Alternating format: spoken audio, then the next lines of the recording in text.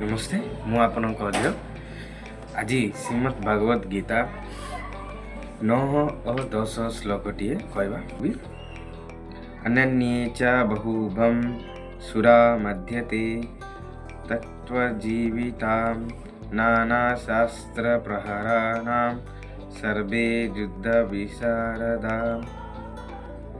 यह अर्थ होची आम मानक चढ़ा आम पाई जीवनरू आशा त्याग करी देइथिबा आहुरी बहु सुरवीर मध्य नाना प्रकार अस्त्र शास्त्र रे सज्जित ही उपस्थित अछंती। से समस्ते युद्ध रे निपुण। आपर श्लोक है 10 नंबर। अपजाप्तं तदास्मिका भला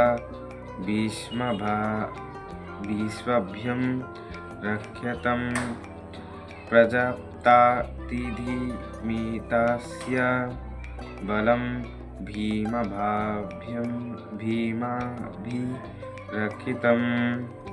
आर अर्थ है भीष्मक द्वारा रक्षित आम मानकर सेना अपरिमित अतीत सबु दृष्टिरु अजय एवं भीमंकर द्वारा रक्षित एमानंकर एई सेना परिमित। एहाकु जय करिबा अति सहज। एडा हला आजिर 2टा श्लोक।